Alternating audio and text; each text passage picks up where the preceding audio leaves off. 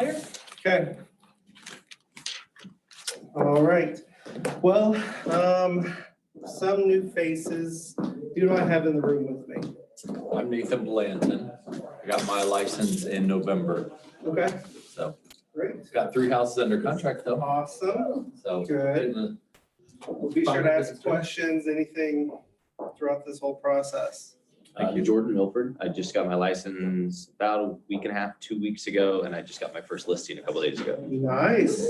Perfect. Thank you. I'm Nicole Bauer. I'm your favorite transaction coordinator. Yes, you are. And who's with you? That was Sabrina West. She was, I think she was just ran into me in here and I helped her with it. Is she an agent? She is. Mhm. Okay. Yep. She has an office over in the other side. Like on the new. Sorry, that was me. Okay. She has an office, over by legal land title, where Uh-huh. we have some, I didn't even know until recently that we had KW offices over there too. Cool. So she's over there. She's right over by Chris Day. Awesome. Yeah. She's headed out to an appointment, but She's what with Chris Day? she's right over next, like Okay, right by nice. his office. I'm not sure if you I know. where haven't it is. even been over that building. Yeah, I didn't even know it existed until recently. Okay, cool. It does. You, sir? I'm David Caldwell. I'm a returning agent after about 12 years hiatus. Awesome, awesome. Let me see who's online real quick. I don't know what she clicked. 7. Cool. All right, well, thank you guys. If you don't know where you're at, you are at Ignite session 6, I believe. Yep, make and receive offers. So not used to teaching classes, so forgive me. Please feel free to interrupt, ask questions. I can kind of go all over the place. So I'm going to try to get through these slides rather quickly. I may stop and show you a couple of things if I can. Maybe towards the end, I'll get on there, maybe log in and see how I can kind of help you guys. So let's get this started.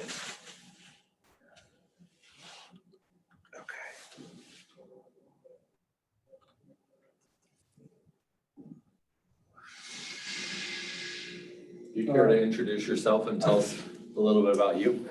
Thank you. You're all right. That's actually the first thing I'm supposed to look at. So my name is Wim Oates. I'm a real estate agent with Keller Williams. I've been an agent. This is my 5th year.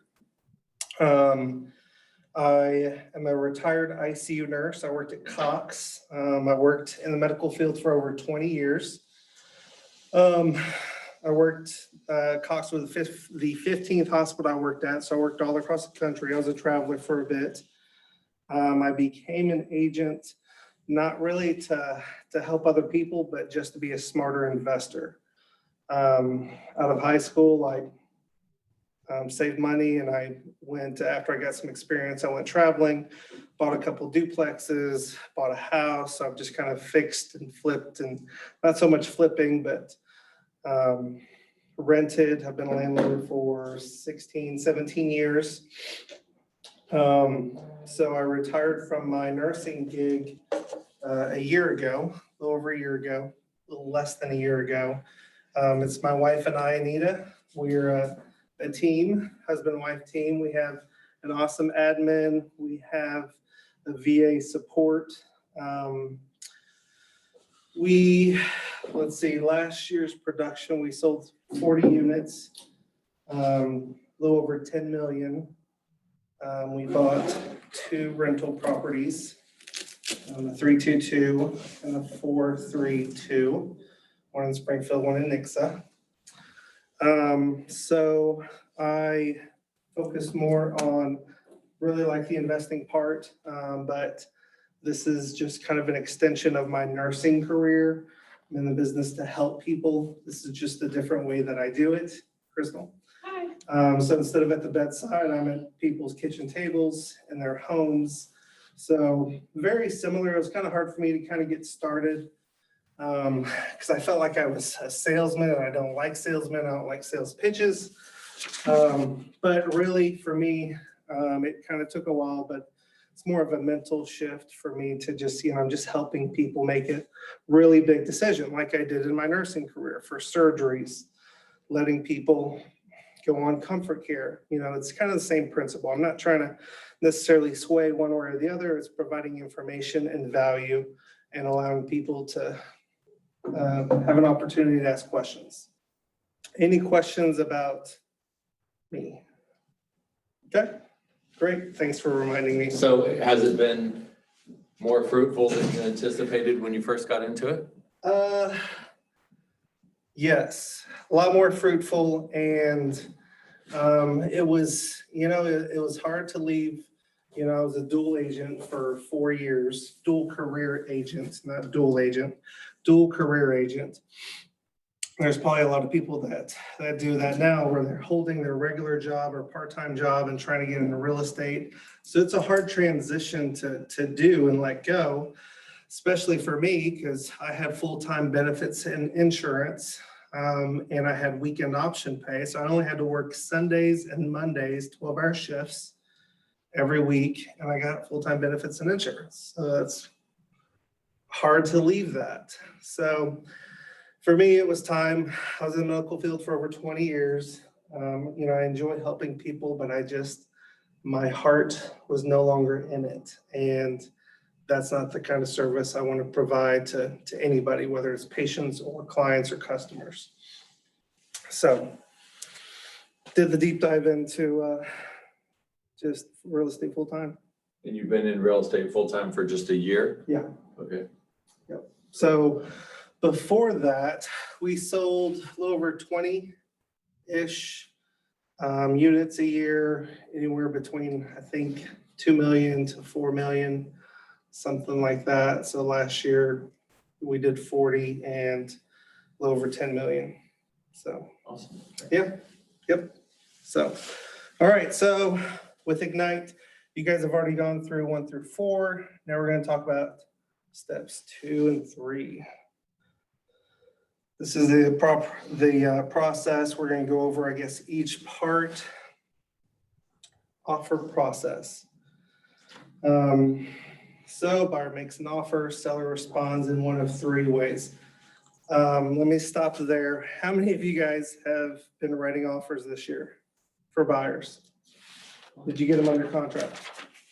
I got three successfully under contract so far. How many offers did it take to get those for your clients?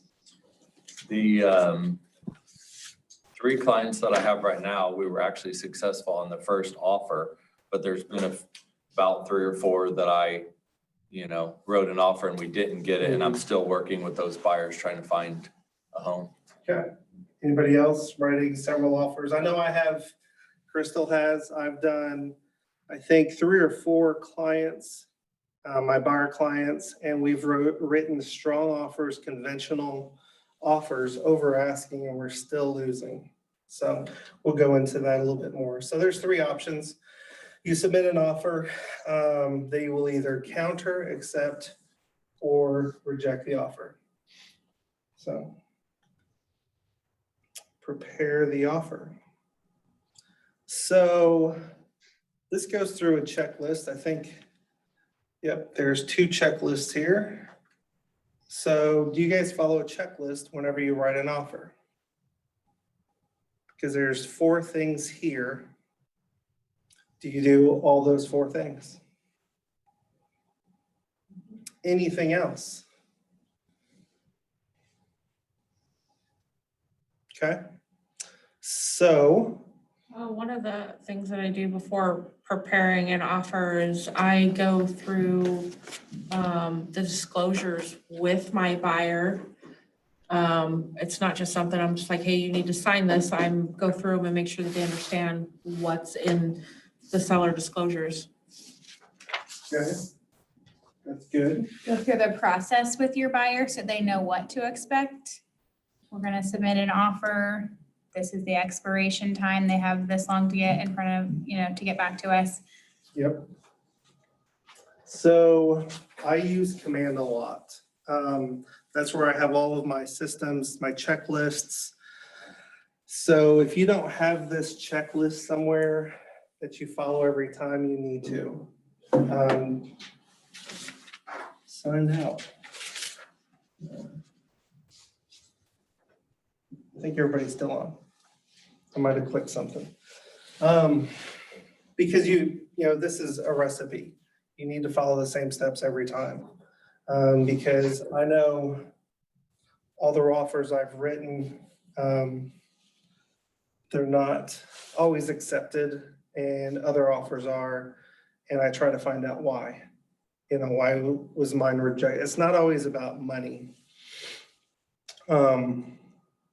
So we're gonna go in a little bit further about getting that information from a listing agent. But have a system in place to prepare your offer. Where I put mine, and sorry, I don't have my command on there, so I can't show the audience. But if you have your laptop on you, go to opportunities in your command, which it's the two hands holding each other. And you have your listings and your buyers stages there. And I don't have the best memory, but I do like checklists. I just don't always like to follow checklists. So my opportunities is mainly built on appointment, active, under contract, and closed. So under active, there's 3 different stages there. For mine, I have a staging and pre-listing. That's buyers or listings. I don't want to talk about that. For buyers, active buyers, it's really getting hot up here.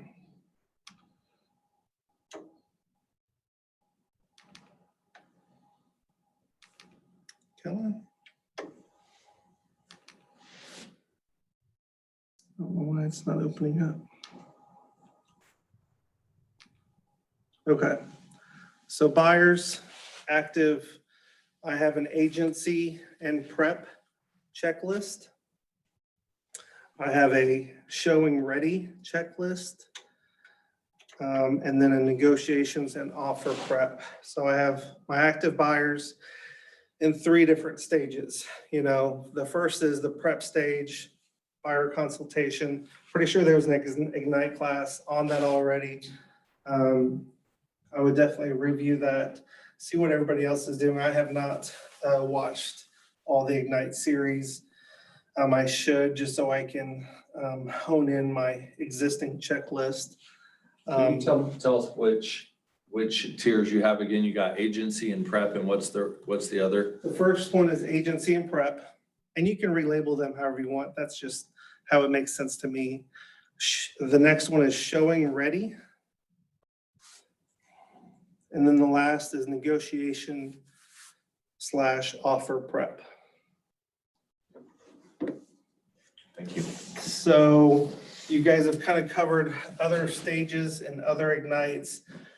So I'm gonna just focus on checklist to prepare an offer. Everything okay? Yeah, I forgot to switch the camera, so right now they're staring at the audience. Perfect. I know.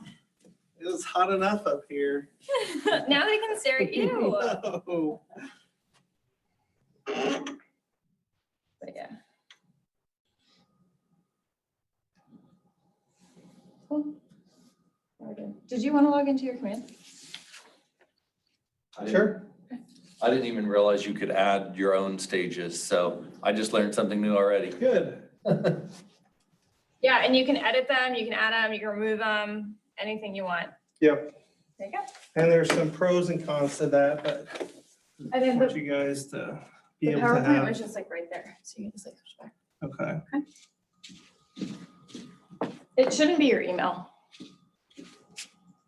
Well, it is. Oh, you're lucky. You say so. You should choose your name. All right. Can you guys see this? Yeah. Okay. Can you guys see it online? Yeah, I'm sharing my screen. Okay. Excuse me. All right, so I have mine in 3 different stages. So, which this isn't the opportunity class, it's I'm gonna try to get focused, but just want to give you a general overview of how I set mine up. So I have an appointment, scheduling, scheduled, kept. Once I've recognized that they're wanting to be a serious or active buyer, then we put them in the agency and prep, showing ready, and negotiation offer prep. So there's different stages. Now, one thing to pay close attention to is this person has 8 steps. This person has 10, 11, 10. So one thing I don't like about Command is it doesn't update all your checklists at the same time. So, once they're showing ready, so everything in the first stage, agency and prep, got them ready to write offers. I have a pre-qual letter. Then I can move them into show ready. So they're ready to place an offer. Whenever I'm writing an offer, my checklist is here, which is something that you guys should create on preparing an offer. So your clients, you've gone through the other stages of the process. You found a house, they want to write an offer. This is your checklist. So, let's see. All right. So obtain the buyer's pre-approval letter. Already did that. Do a CMA, educate them to inform, the market. Review tax records, that's pretty important. And you can do that on Flex. You can go to CRS data. I will let you know that, it has the year of the taxes. There was one property that I wrote an offer on this year. It had been remodeled. It's actually last year. It had been remodeled. Taxes were like $1,400. It's fine for that area. Luckily, we had a great lender on our side, and she gave them a breakdown of their purchase cost, estimated payment, and she broke it down, PITI, principal, interest, taxes, insurance, and then mortgage insurance. Well, her taxes said that this property had taxes of $3,000 a year, which is, it was over double what was on the listing and on CRS data. So, but she actually went to Greene County Treasurer's Office and looked up the most recent adjusted tax statement. That's what she found. My clients are from California. $3,000 a year is not a big deal to them. I mean, for me, we sold a home in Rivercut, brand new, 3 years old, and taxes were $2,700. So this house, which was like 50 years old, not even near as nice, taxes were crazy. So do your due diligence and check the taxes. Make sure it's still available. Was that an error on the county's part, or was that just the assessment? The only thing I can think of is the previous sale of the home was $300,000, but the neighborhood it was in was more of like a $200,000 neighborhood. So unless they told the county what they paid for it and adjusted their taxes that way, that's the only thing I can think of. Did they try to dispute that with county? I would have. If it was my home, I'd be like, listen, this neighborhood doesn't have taxes like this. Yes. You may have I won debated that with battle. the agent, and we tried to write it in the offer, and the seller was just pretty difficult to work with. So Our buyers didn't get that under contract. They moved on. we even tried 3 times to get the house, despite our efforts to try to shy them away from it. But they were gonna live there for a really long time. Well, that adds up over time. Even if you're from California, you get used to the cost of living here, and then you kind of find out that 2 houses down's paying half of what you're paying. you Yeah. know, And it's not. It was Just disclosed. They knew if they got it under contract that they'd have to dispute it. It would be in their future. Yeah, to do Yeah. on their own, but the sellers weren't willing to.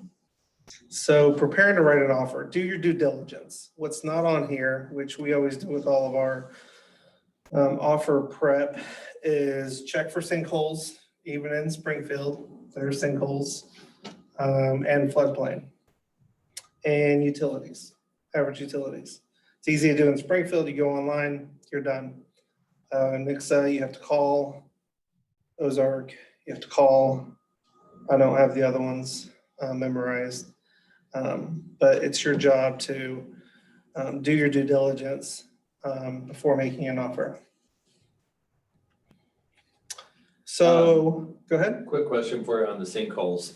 I viewed that on Greene County and it's super easy. There's just a layer that automatically shows it. But for the other counties, Polk County and some of the surrounding counties, do they actually have the sinkholes mapped? We use the Springfield one. I was on Christian County the other day and there are layers on there, but I didn't get to the sinkhole. I just got the floodplains and the geographic stuff on there, but I didn't get to the floodplain because I was trying to start my farming. They changed it before. You could go on there and get subdivisions and get the whole address list. So, and then just convert it over and type however you want to do it, but they don't let you do that anymore. We go to arcgis.com. It's through the Department of Natural Resources. Is that for So you can sinkhole? type in an address. arc.gis.com. arcgis.com. I don't know if it does floodplain. I just do sinkholes. So, write the offer. And that website looks like it wants you to sign in and are you paying for that site? No, Doubt it. no. We can send a link because actually it says arcgis.com/ blah, blah, blah, blah, blah. So I can send a link. If you guys want to email them and ask for that link, I can just email the link to you. We use it all the time. We've never paid for it. But you just type in the address that you're looking at and it pulls it right up for the state of Missouri. We might have logged on, but I don't know. We don't pay anything, that's for sure. Price, so checklist to write an offer.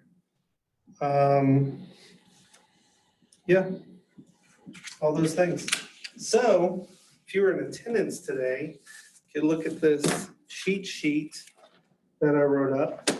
So since I have some admin VA support, if you look at the basic terms offer,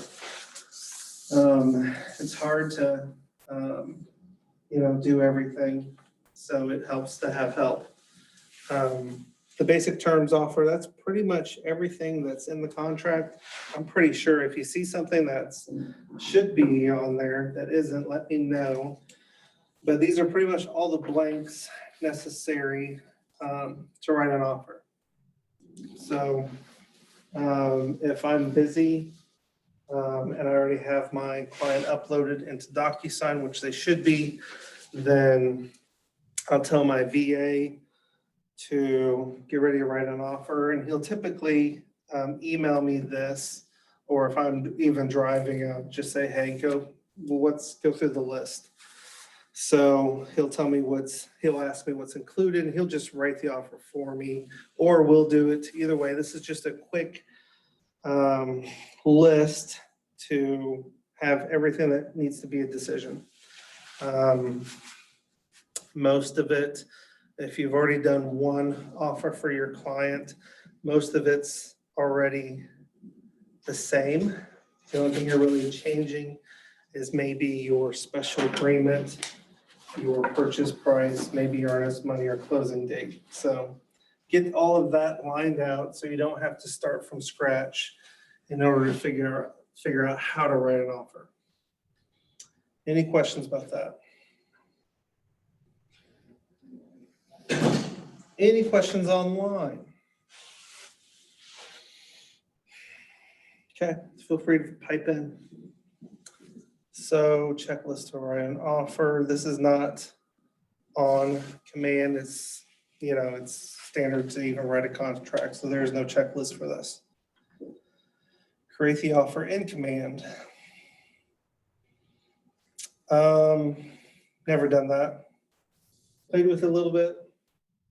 I mean, we have to do it through DocuSign, so I don't see the point in doing it in command twice. Offer writing guidelines. Cover letter. Anybody do a cover letter? Okay, take that as a no. This is just a quick introduction to your offer. So I typically like to write a little something. Love letters are no longer something that we typically do with offers. But I like to put just a little couple sentence, a little bit about my buyer, just so it sticks out above the rest. These buyers are, when I wrote a couple days ago, where they were nurse practitioners. So just very brief, not much. Role play, buyer offer objections. Not sure what we can go over for that. Let's keep going. I'm sure there's something we'll come into. Present the offer. Present the offer to the listing agent. So let's go back. Buyer offer objections. At this point, you've already written the offer, and then it skips over to presenting it to the listing agent. Let me make sure I had that, yeah. So pretty big and important role or step that I forgot to put in there, maybe I haven't got to it yet, is talking with the listing agent. What does the seller want? I would say, because we do both buyers and listings,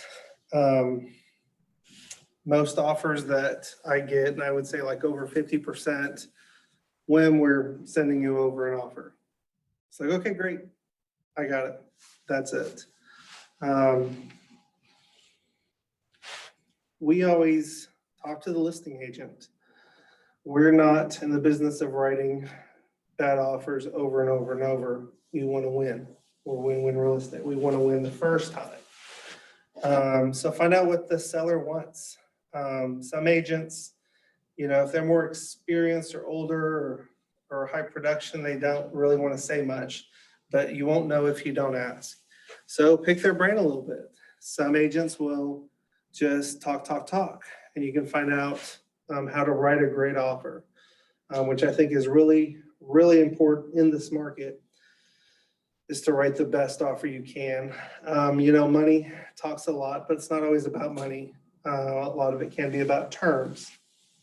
So definitely talk to the agent, see how you can best write that offer. And we can go into that a little bit further.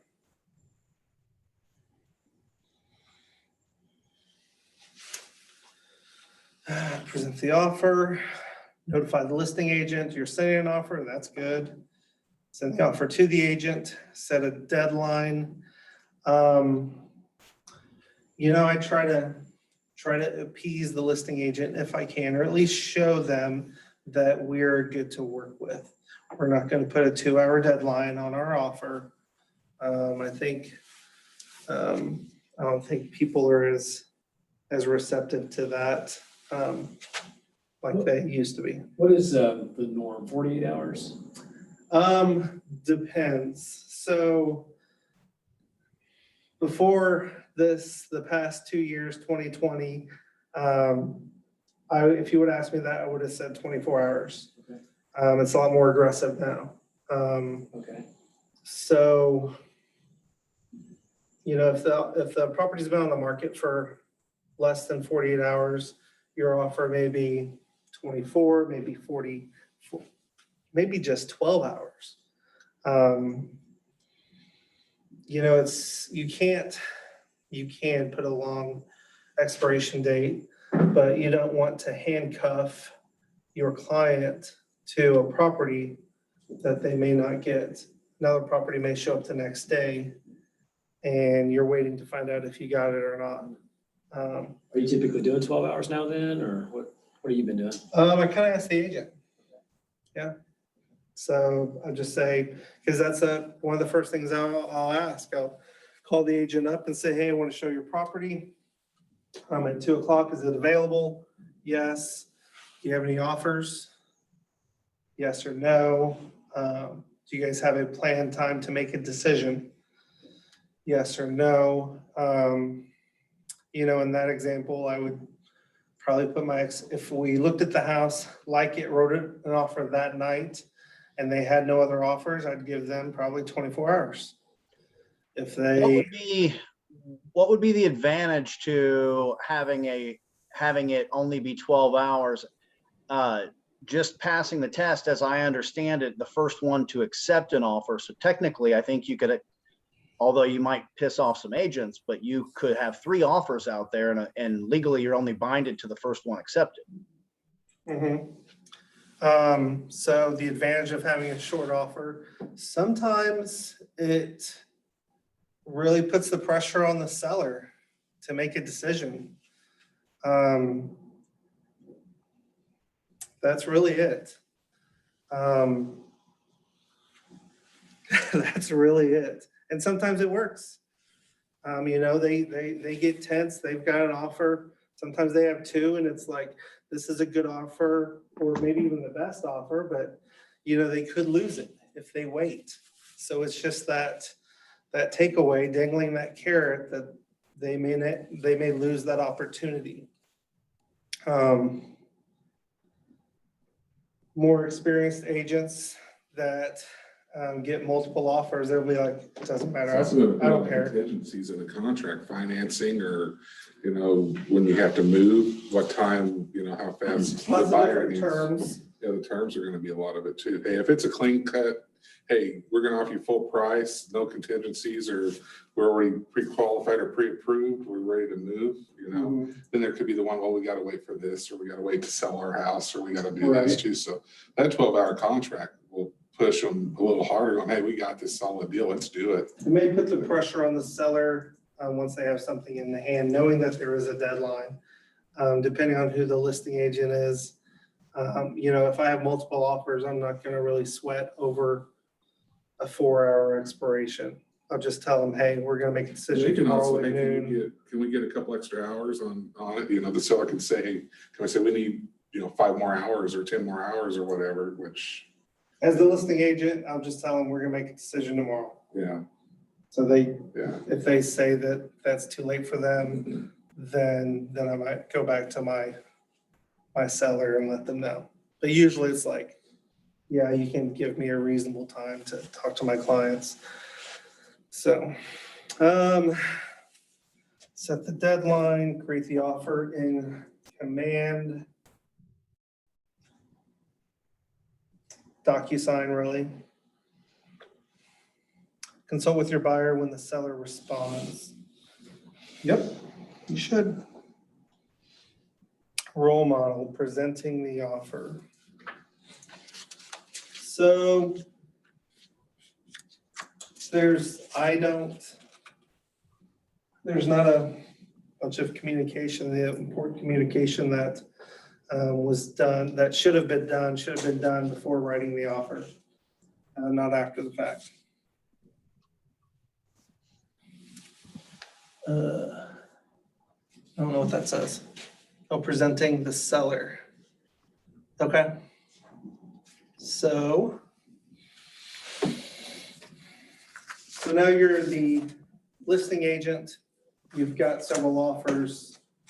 You receive the offer, gather information about the buyer, present the offer to the client, respond to the offer. All that is true.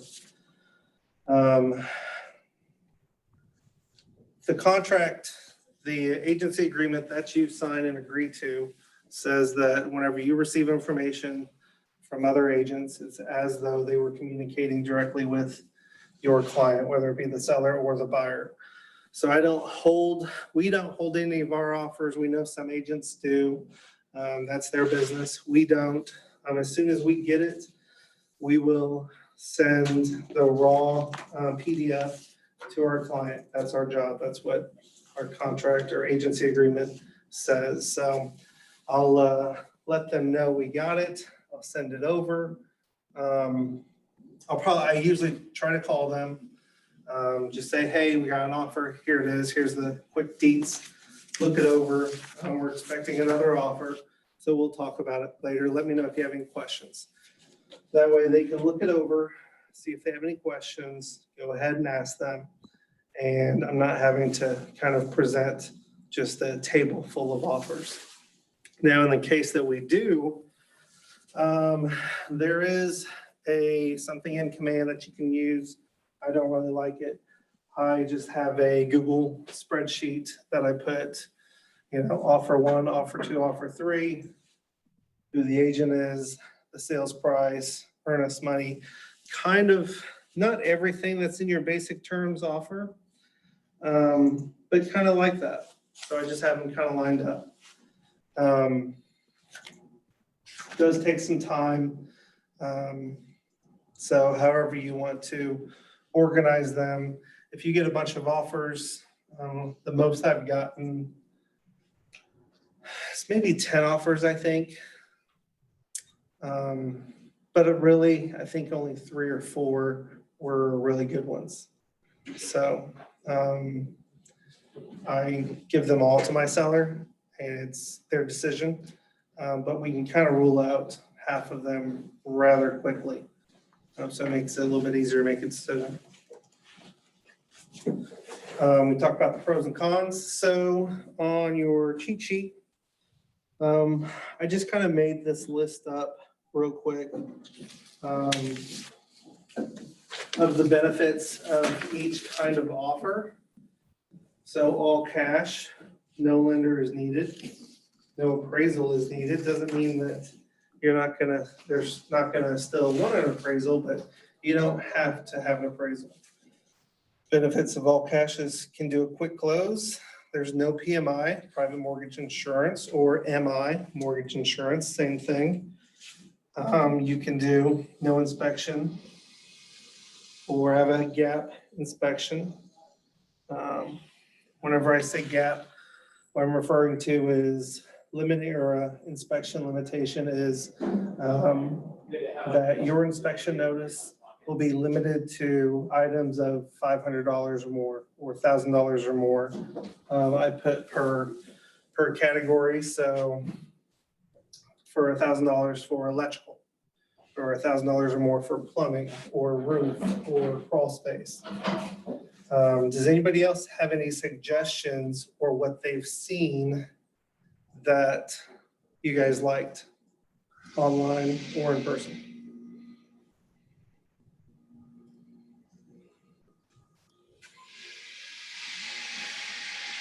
Okay. So that's an option. You can go through the rest. Moderate cash is 20% plus. So they can do most of those things. Lender is required, of course, because you're not all cash. Can be conventional, can still be VA, FHA. Well, maybe not FHA, but you have the flex. They have the flexibility for an appraisal gap, possibly. You guys know what an appraisal gap is? Okay. 35-day close. If you put 20% down, no PMI is needed. You can do a no inspection or a gap inspection, and questionable whether you can do seller paid closing costs.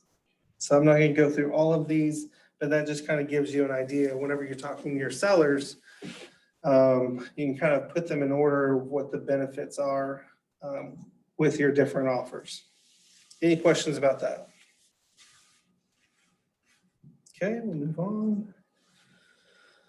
Checklist for reviewing an offer. Address, price, earnest money. I'm not going to talk about earnest money. If you want to talk about earnest money, go to Don. or Jim's class.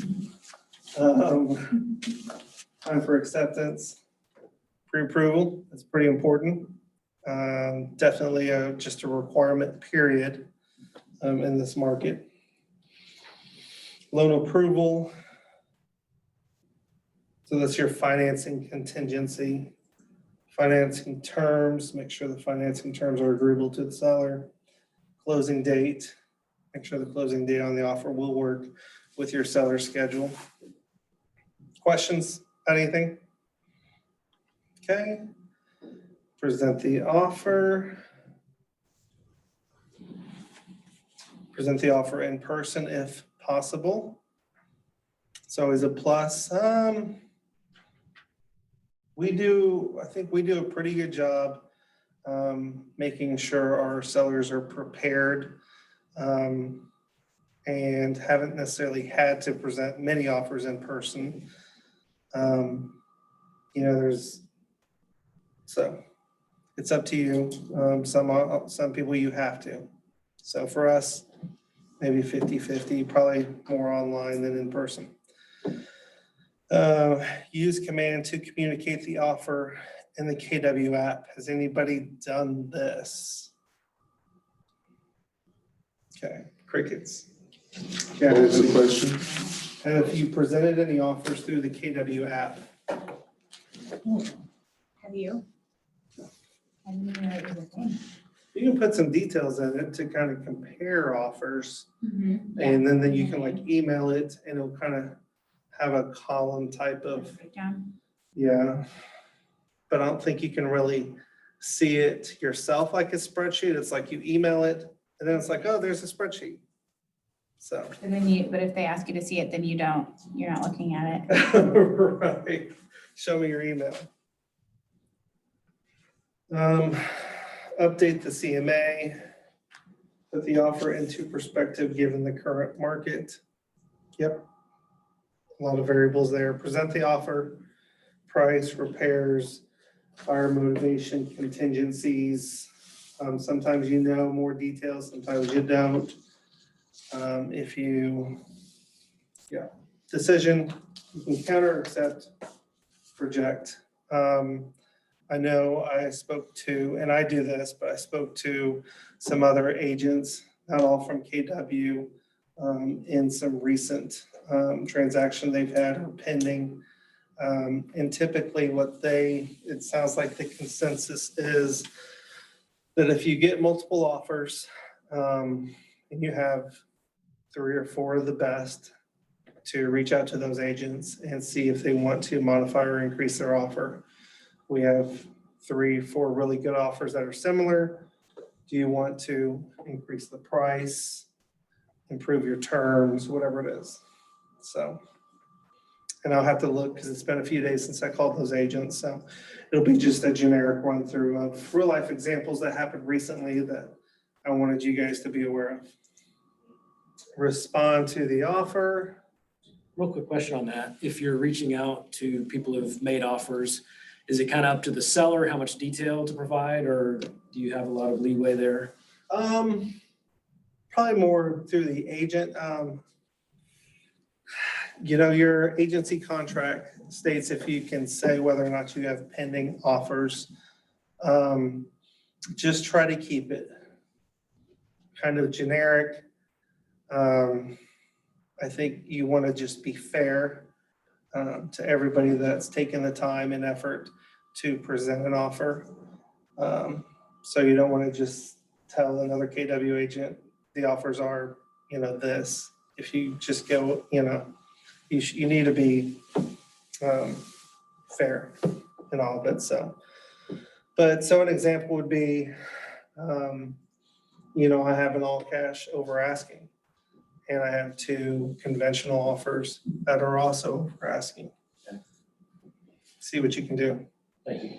But I'm of the idea that, I'm there to represent my seller and to do my very best for them. So I'll give more information as far as, they'd really like a longer closing date or they want to close on this date. Whatever it is. They don't want to move the stuff in the shed, usually not that, but just try to work for your client. Any other questions? Reach a decision. You can counter, accept, or reject the offer. Please be courteous to all the offers that you did receive. Let them know as soon as you can. I don't have a protocol for this, but I would say I typically let the winning agent know first, just to make sure that there isn't some change that might have happened in the past, hour or two or whatever. And then I'd let all the other agents know. I try to do that on the phone if I can, just let them know. And I'll give them some information. I mean, I don't want to just say you lost. Because, that's somebody else that may have a listing tomorrow that you want to put an offer on. So Never one burn a thing, bridge. what's that? Yeah, never Never burn a burn a bridge. bridge. So this is definitely a relationship business. And I can't say that, it's going to work every time, but, I feel like we're all in the same business, and that's to best represent our buyer or our seller. We're all on the same team. We all want to get our clients to where they want to go or where they want to be, and we just wear different colors. So no reason why we shouldn't try to be courteous and respectful and, do the best we can. It only benefit you to be friendly to everybody, no matter what brokerage they're with. You never know when they're gonna get Yeah. two identical offers, and you were really nice to them one time and somebody else wasn't. And they're like, Yeah. well, the only difference in these two offers is the agent. Mm-hmm.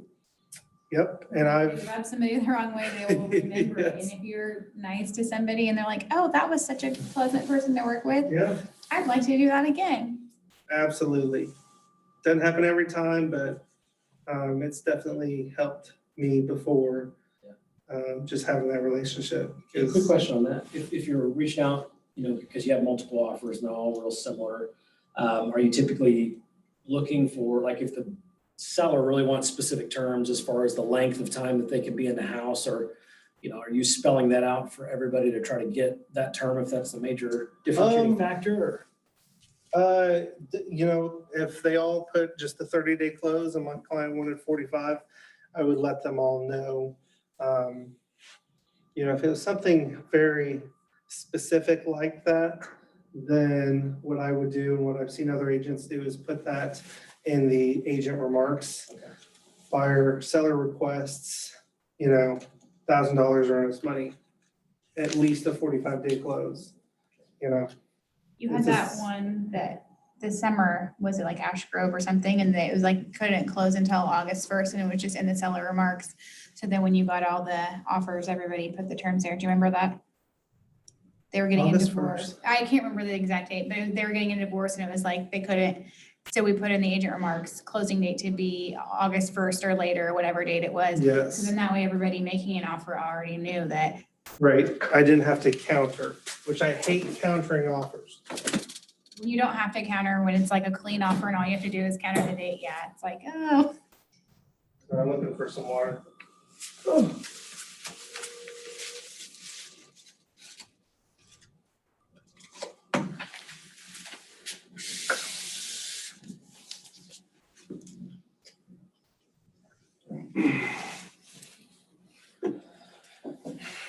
So yeah, be nice.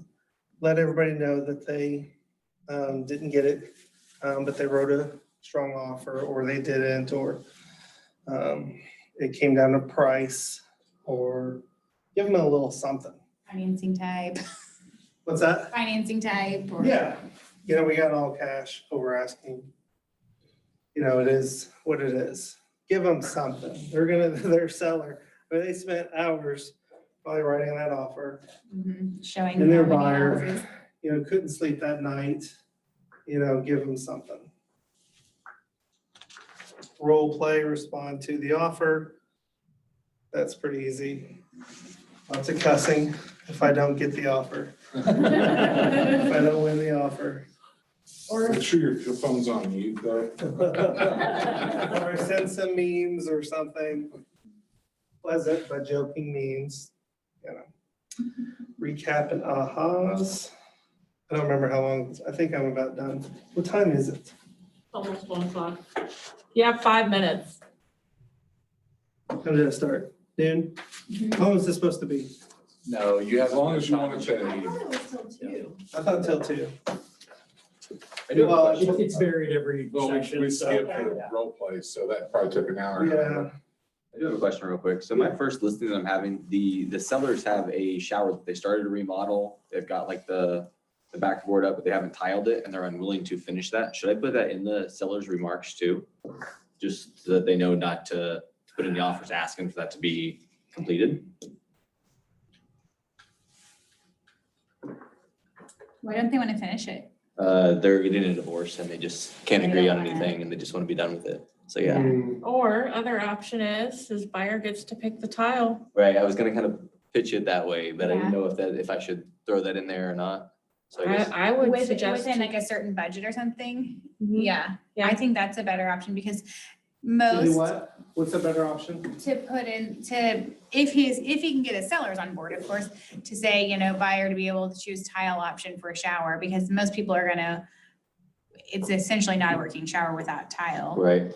So I mean, as far as even doing like the inspection and stuff, would they be able to run water in there? There's probably no. No, the water's hooked up to it and it's just the pan sitting in there with the board. Yeah, So so I think that's something that people would want to be done to be able to inspect it. And so that might be some pushback right. on offers. So if you could get them to agree on hey, this is the, you know, pick a, you know, price per tile or whatever, because, you know, there's a very wide range of what tile Right. will cost. And say, let the sellers pick it, or just pick a very, Okay.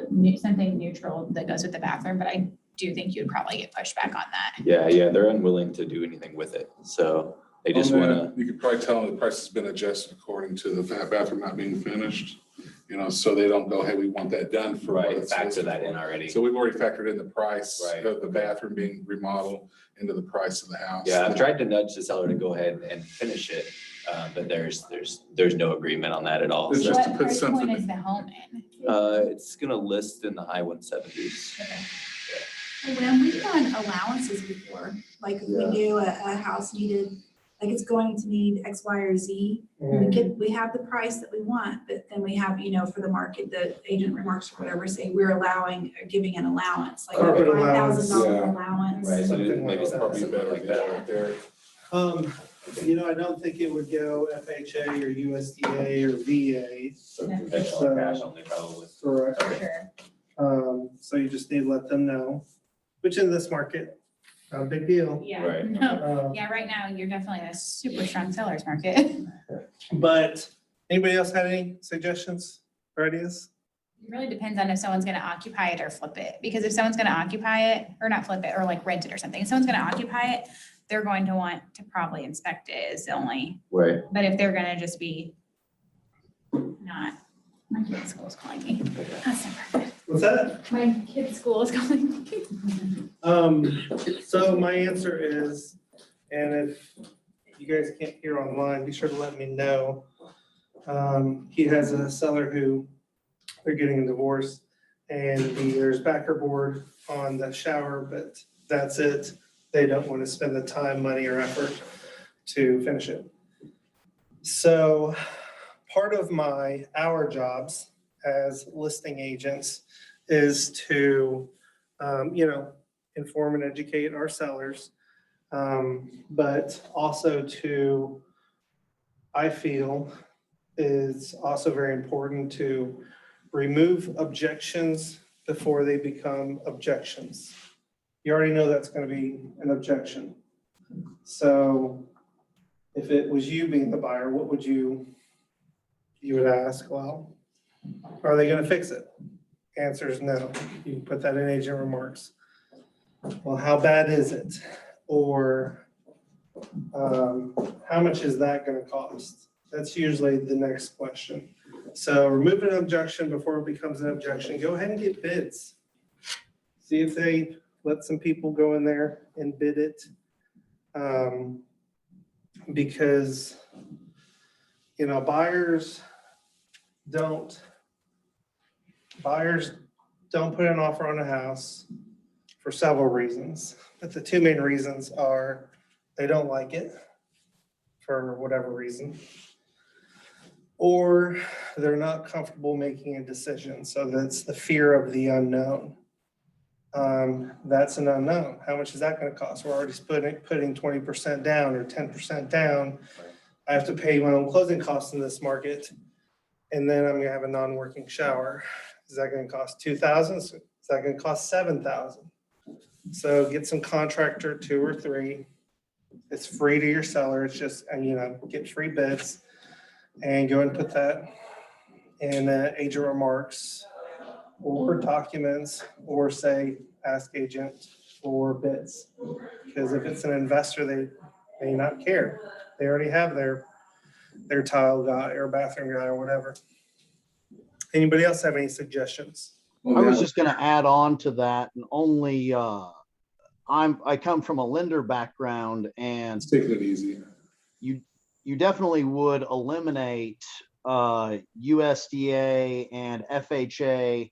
And I've seen many times, you know, in this market, you've got those particular customers having a very difficult time because they're up against cash buyers or, you know, even conventional loans. So I've seen them, you know, be going in like just trying to land anything and going in $10,000, $15,000 over ask, and, you know, only getting a deal just because they were so much above the second offer, because, you know, government loans can be a pain. So, you know, if you eliminate those, you're eliminating a potential very high offer, not to mention somebody coming in with, you know, if this project wasn't done, well, what other fixer-upper job just got barely completed in order for them to be able to sell the house? I don't think you'd ever want to sell it that way. It would be in the seller's best interest to get the highest and best price is to do it, is to get it done. And that's, you know, and that's why, you know, I'm sure that's what the wife's saying, I want more money, or the husband, I want more money out of it because they're going to have to split it or whatever. But it would be in the best interest of them if they went ahead and bit the bullet and then had it done. Get your bid, say, here, here's 3 guys that can do this for you, and this is what they want to do. Get it done. And like he said, you know, there could be other things that they just kind of rush through and kind of put, you know, some toothpaste on the hole in the wall to cover it up. And It seems like the problem though is if I understood it correctly, was that the couple aren't wanting to communicate together to tackle this project. Yeah, they're not So willing to it's- deal with the process. One moved to Texas, one lives here. It was originally gonna be a cash out refi until the appraisal came back much higher than expected. So then they saw dollar signs and decided to sell. I'm surprised at the appraisal for the neighborhood. It was hard to find the comps to support it, so I don't know where the appraisal got it.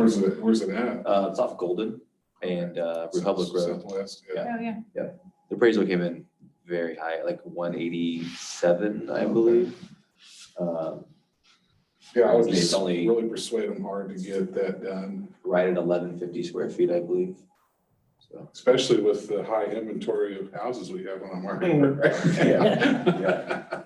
So, But that could be another thing too. It's like somebody that goes in there and sees the house, they go, oh, that's a weekend job or whatever there, or, you know. If you have like a handy buyer. But do or the, something, yeah. do the allowance, you know, but in the best interest of them, I think they should get it done so they get more money. yeah, Cause that, you know, that could be, to me, I could be, you know, is, you know, 2,000, to have somebody do it is 5,000. right.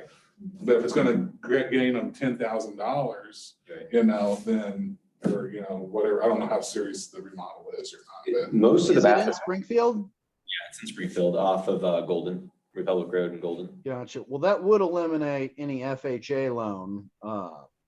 It is outside of city limits right there though, but it is in Springfield. Oh, well, FHA those can are be- going to be the people going after that house. Right. Yeah. And anything government, you better have 100% be buttoned up, or it's not going to Okay. go.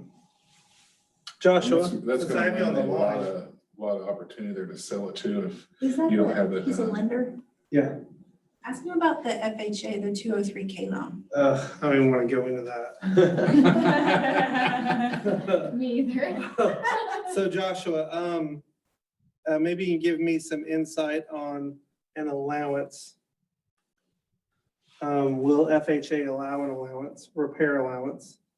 Or what loan programs is that not friendly with? I mean, there are all these little rules, and I think about it like an attorney, but basically they can, there may be a rule saying that you can have some sort of allowance, but there's so many hoops in order to get those that you would just never ever want. I mean, unless you can convince a buyer or a seller to do a 90-day close, because you're gonna go back to underwriting so many times, and honestly, it's just I've seen so many of those deals where everything, how it's written, it should be fine, and there will still be some sort of reason why it's not with government loans. They can just drag their feet. It's even difficult if you've got a very nice home built in the 60s.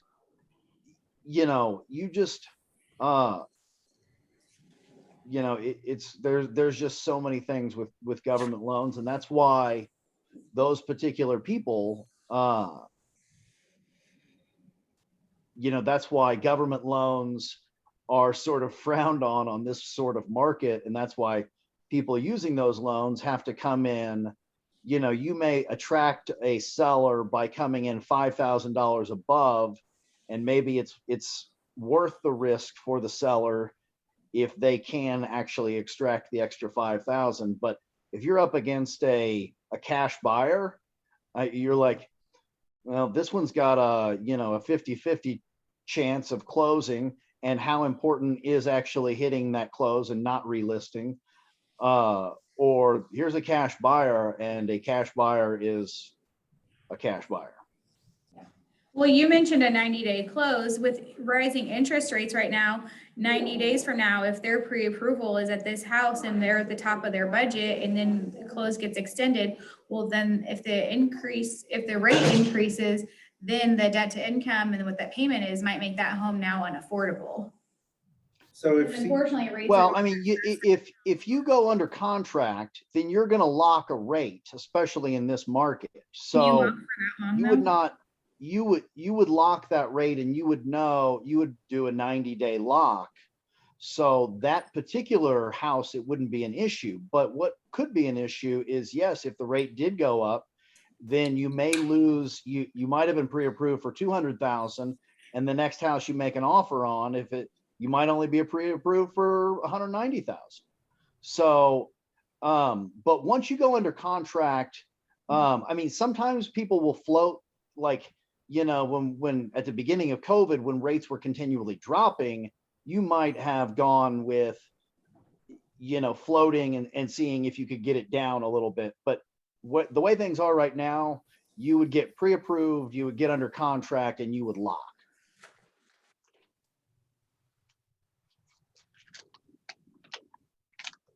Trying to think of something I thought of. So as far as 90 days, 90-day lock on interest rates, once your interest rate is never locked until you're under contract. So the quote you get today may not be the interest rate you get tomorrow. It's locked in once you submit an offer. Depending on your lending institution, that can be locked. I think it's variable. I think it could be 60 days, maybe even longer. If your credit score is variable, or not variable, but borderline, that's where you really need to clarify with your buyer and lender if it's going to really hurt them to get a recheck. Because if it's a 90-day close, or maybe if it's a long closing, they may have to get their credit pulled again, and that may be a big deal. I've had to close sooner on a home just to avoid the lender having to re-pull credit because it was just borderline. And those 2, 3, 4 points hit would have made a big difference and kept her from buying the property. Just So, to tack on so usually there is an additional soft pull right before close, which doesn't affect your number score, but it will check and make sure that you haven't gone and bought furniture for your new house. But yes, you are right. Usually those do last in the range of 90 to 120 days before you have to do another full pull. great, thank you. Okay.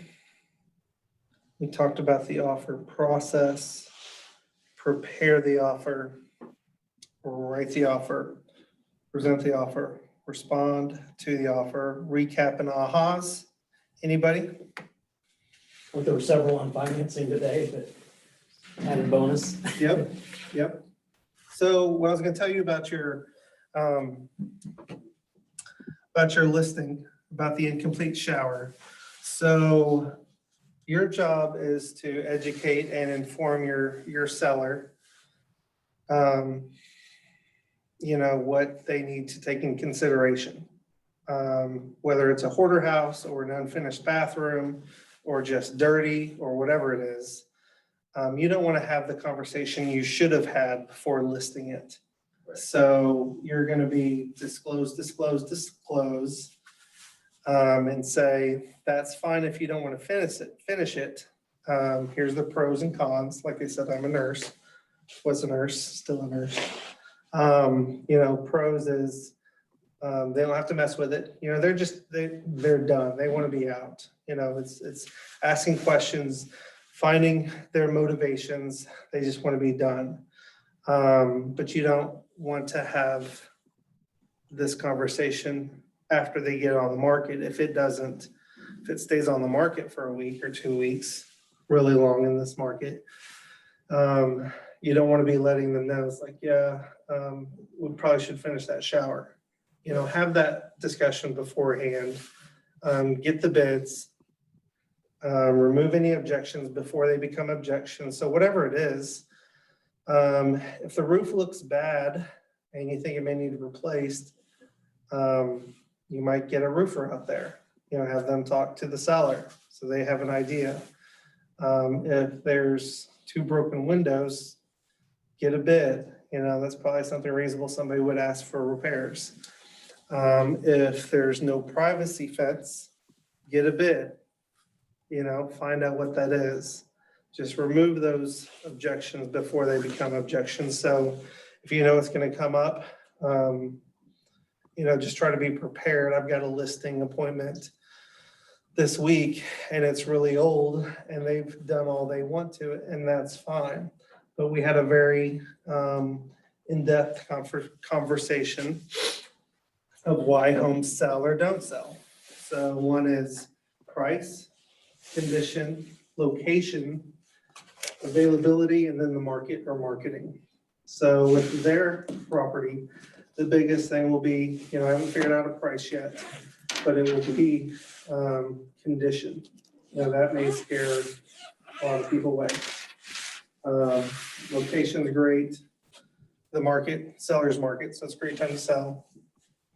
And availability, I don't think she'll be there at the time. It's hard to sell something you can't show, whether it's they have a baby or dogs or homeschool. So, questions? Ahas. It's a great time to be a listing agent. Great time to be able to. I'll interject that the first few offers that I had written that I failed on, and I tried to learn from them and talking to other people. And one of the biggest tips has been a game changer for me is call the listing agent before you write the offer. Try to extract as much information as you can about what's important to the seller, how quickly do they want to close, what special terms, and I've had a few of the listing agents that have just sang like birds when I called them, and then also try and be friendly to the listing agent. Like you said before, make them want to take your offer over someone else's, and then glean as much information as you can to try and beat the other person making the offer. So that's one thing on this slide. It says prepare the offer, write the offer. So there should be a gap in there. Communicate with the listing agent. Sweet talk, butter 'em up, whatever you can do to try to write the best offer. Let them know that you're cooperative. Just when you sit, even if you send an offer, like we can be flexible on date, we can be, if they know that you're willing to work with them to make it a win-win and that you're not gonna stick, dig your heels in and make everything hard, then that helps. Yep. And if you don't put an inspection limitation on there, you could just let the agent know, there's some damages to the property. We've already had the conversation with my buyers. We're not going to nitpick the inspection.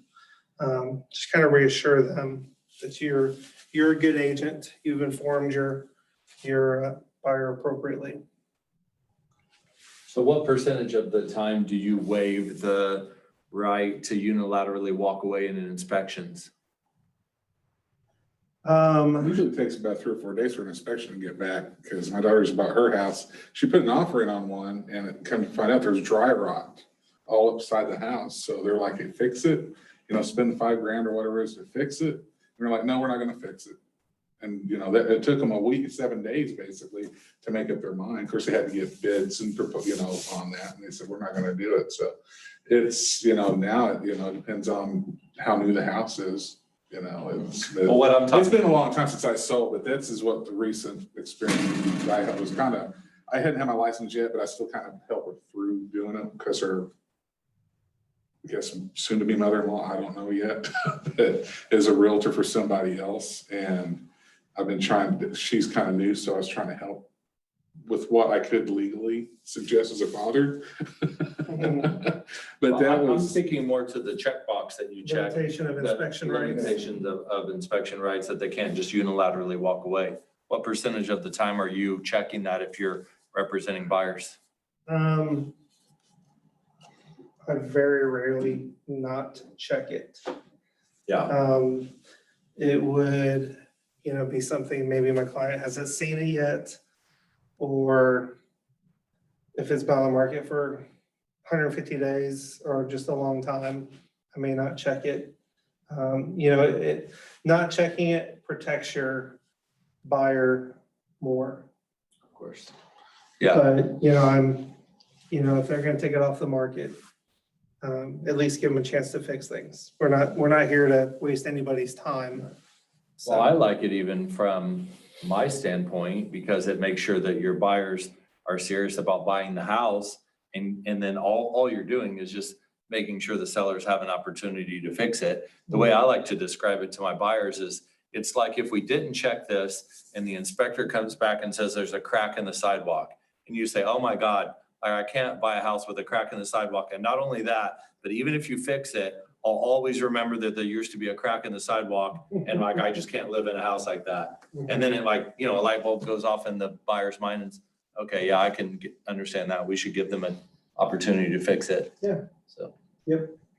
I've sold new houses and still recommend them get an inspection. Come to find out, there had been some corners cut and just trim pieces that just don't match up to the wall. But it's aesthetic stuff. It's not structural or anything. But it is one of those things that you walk into a room and it bugs me. I don't think we're proponent of getting Make sure. brand new builds inspected. Yeah, because you never know what the builder is, because even good builders get crappy, subcontractors. They're not there all day. They're not there all day. They're just subbing it out and wanting, especially right now, they're house. I live in Nixa, and I drove down the road the other day, and I'm like, where did this come from? And there's already houses going up.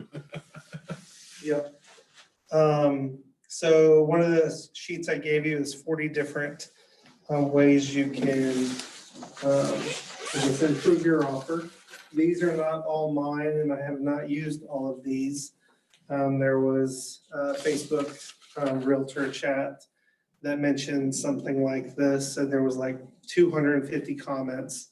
So I just kind of went through them and wrote most of them down. Some of them were just silly, but so you can kind of look through these. I would say the most important of this list, and this is just if your client can do it, and that's what's important about having a good buyer's presentation.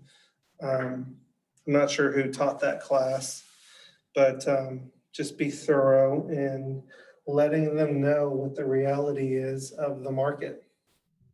If their budget's $200,000, then they need to be looking at $180,000 homes. They don't need to be looking at $200,000 homes. That's 0 days on market.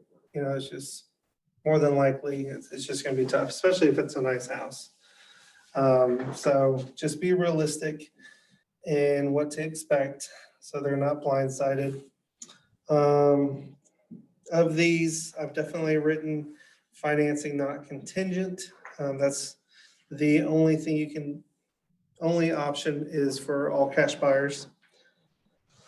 Pre-approving your client is better than pre-qualifying. And we talked a little bit about that in the team meeting today. And pre-approval is they've gone through underwriting. So if you recommend Keller Mortgage to your client, then they pre-approve everyone. They'll send you a pre-qual, at least this last one I sent them. They sent an early pre-qual. I'm assuming just so we could write offers. And then I'm not sure if it was 24 or 48 hours, but then we got a pre-approval. So you can make that that noted to your offer. Appraisal gap, definitely done that. Over asking offer, almost necessity in this market. 0 data period, that's necessity. 10-day or less What's the 0 inspection. data period? Sorry, No, it's okay. I interrupt you. The 0 data period, what is that? So that's on the second page, top of the second page. They built in the contract when they updated it, I guess 1.5 years ago, a data period. So you have the right to check square footage, sex offenders, crime, CCNRs, HOA. There's a couple other things, municipality, school district. And if you don't like anything, then you can get out of the contract. Okay. Right. So I tell my clients, it's kind of their get out of jail free card. If they leave, the standard on the contract is 5. So if we don't change that, then they could technically change their mind in 5 days or 3 days. I usually put 0.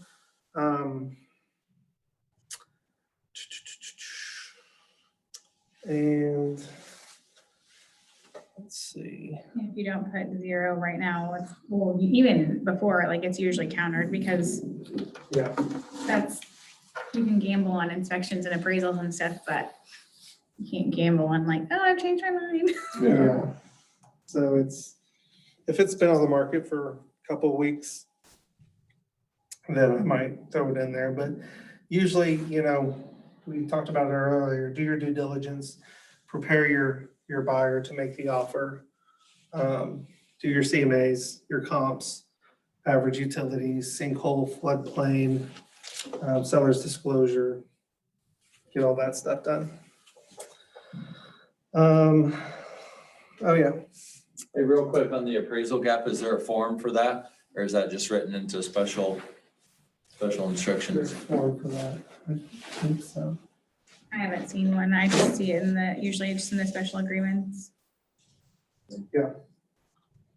So 10-day or less inspection contingency. So I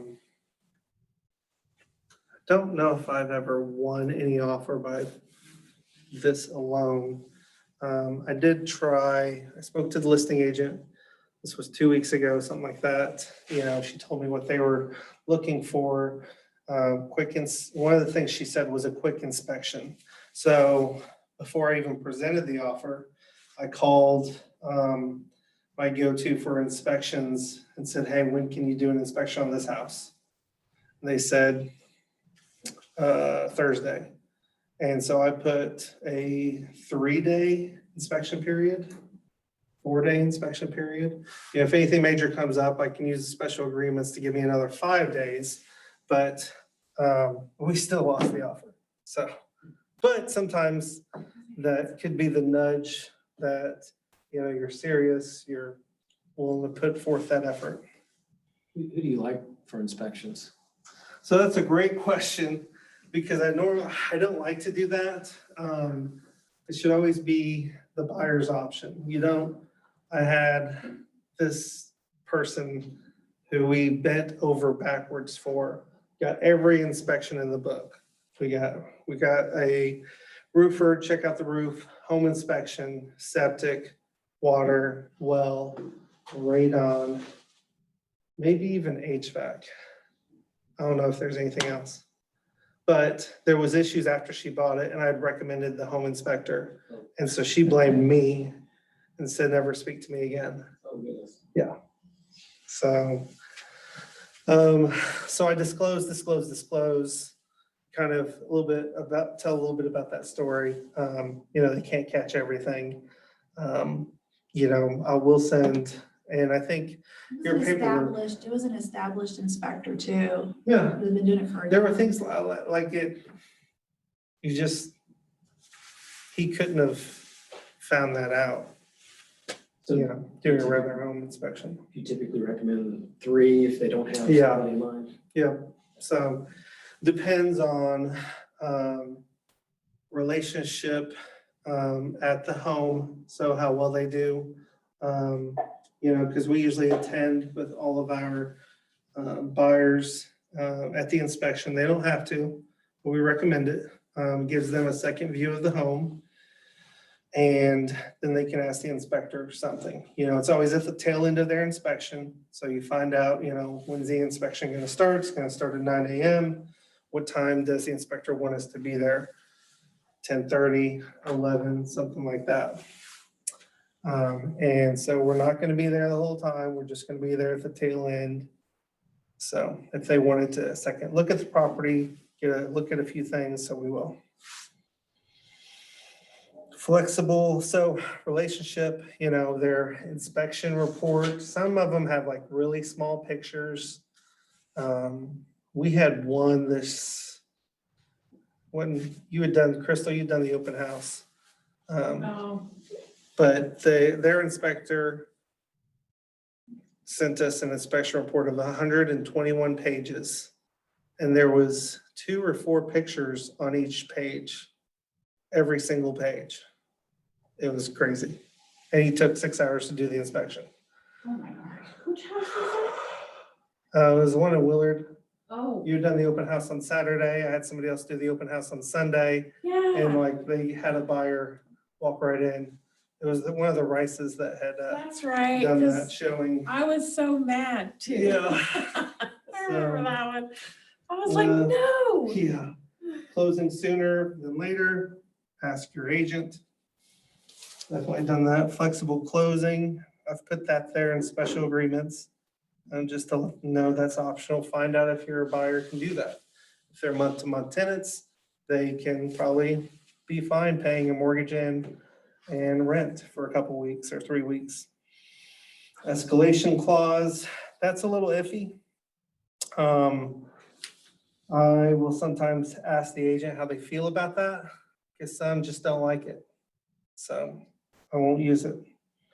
Can you give an example? Have you done it at all or no? Okay.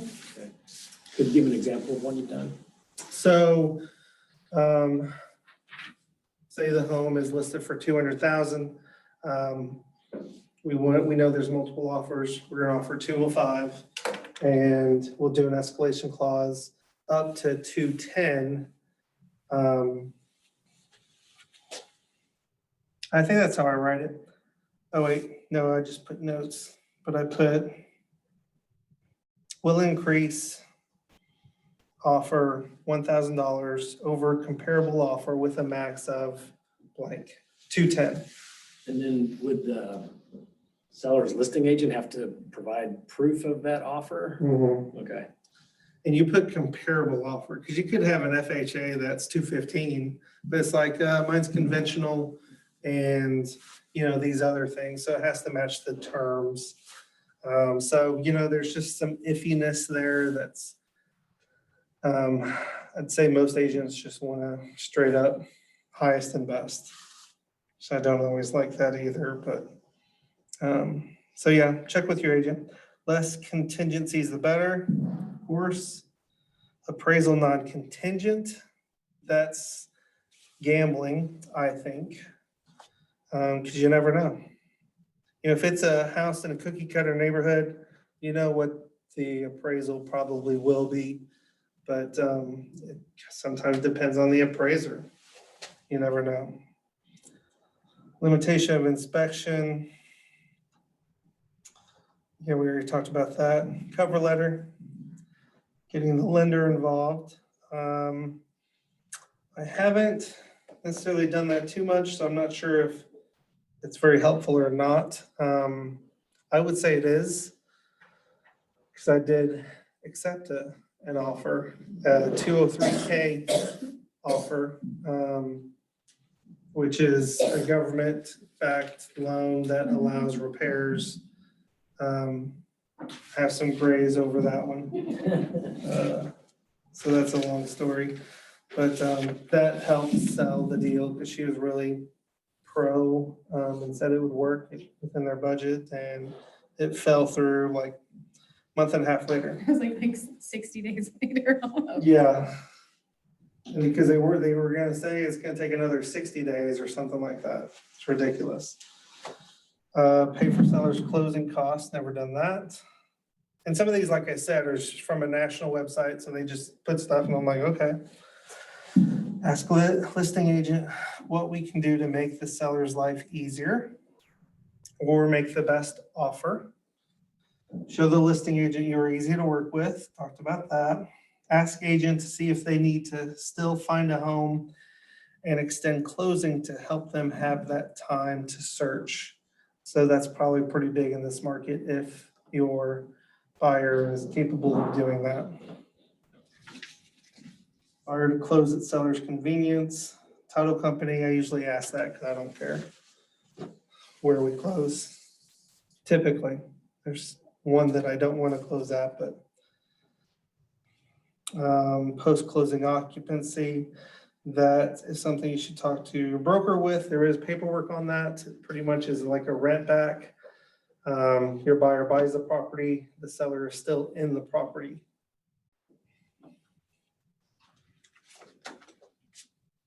Ask the agent what a perfect offer would be for his clients.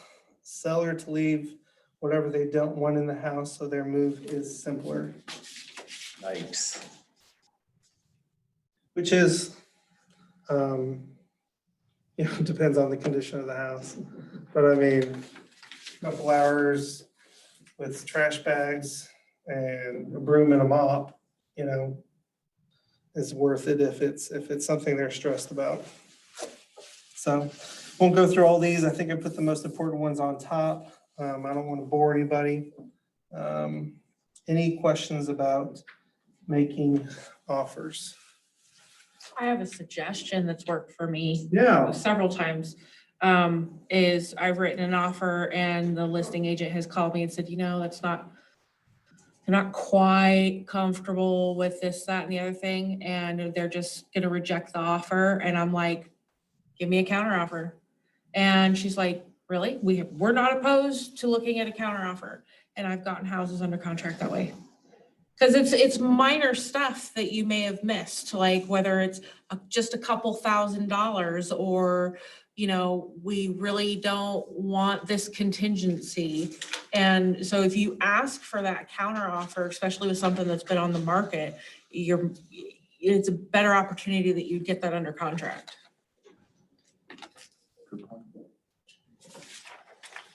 Won't go too much into this. This may not be the right class for it. But I have done a reverse offer before. A couple times, I think. What's a reverse offer? Pretty much put all the terms my client was willing to do, sent it over to I didn't have my seller sign it. My buyer signed it. But I told them, fill in the blanks and I'll give it back to myself, sign it. So they put the offer price, the earnest money, the closing date, where they wanted to close. So, I'm pretty sure it was a full price offer, or maybe a little bit more, like 2,000 or 3,000 over. So, yeah. And I could do that because he was all cash.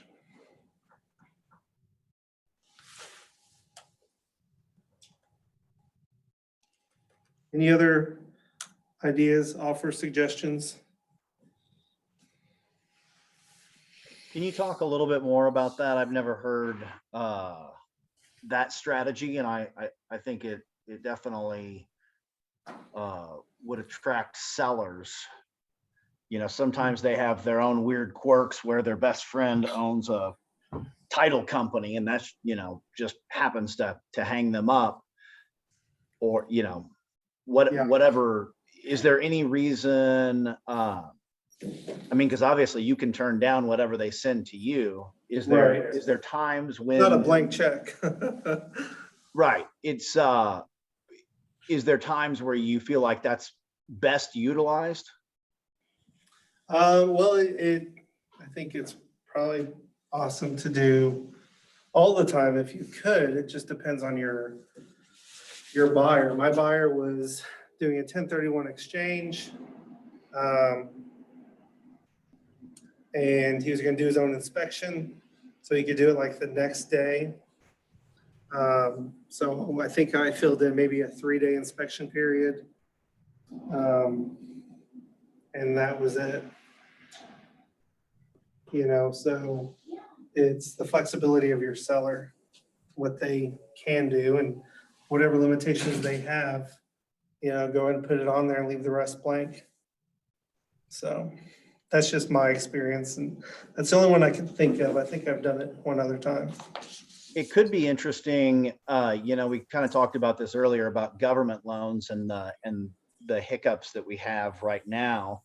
But sometimes you will have those customers that do actually have cash, but only qualify. They're not using it to do a 0% down. They're doing it because that's all they can qualify for. So in those cases, you could do like an above appraisal offer. So that might be a good way to, if you're in a situation where those, they can only do government, and so you're not getting any attention and people are just going to cash or conventional, sending that and saying, hey, what is it going to take for this person to do this with a FHA? Yeah, you just have to make sure you put their limitations, whether it's closing date or whatever it may be. I just had a flexible, easy to please buyer. Any other questions, comments? All right. Can we have your contact information? Yeah. It's 417-204-9033. Feel free to call, text. Email is oaks, OAKS, like the tree, @kw.com. What was your name? I'm sorry. WEM, W-E-M. Did I not say that? WEM? Yeah, I didn't know if I misheard you. What's your last name? Oaks, OAKS. I think there's a review thing. Thank you, Wim. Wim, very helpful. Yeah, you bet. Good class, thank I you. guess I might have should have went all through the slides, but I think it was just, yeah. Great, thank you guys. Thank you. You bet, appreciate it.